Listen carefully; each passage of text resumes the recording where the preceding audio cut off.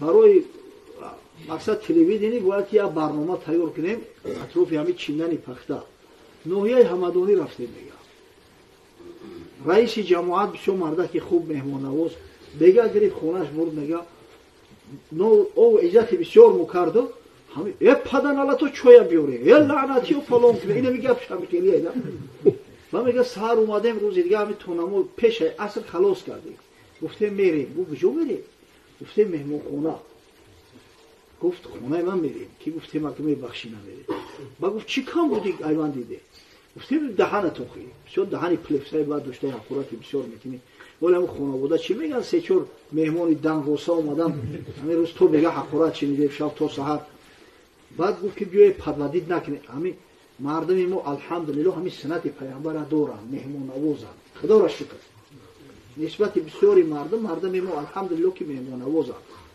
همین برای ما را مهمون برای در مهمون خونه خوب کنه ز پدلو ای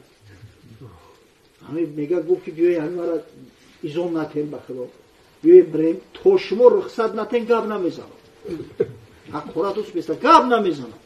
خیلی میگه اومدیم قطیش تورات کردیم اصل خوندیم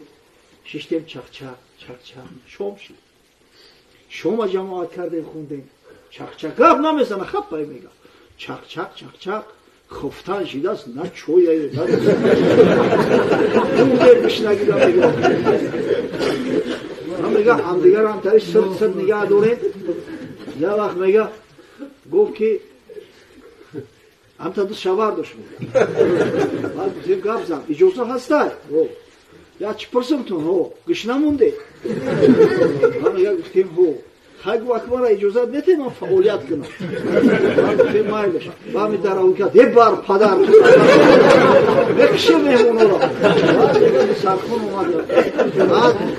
الفاظ اومده اوگه نخود زندگی را به همین درجه را بیاریم نخود به درجه گوگدم شوه همون خانواده که تو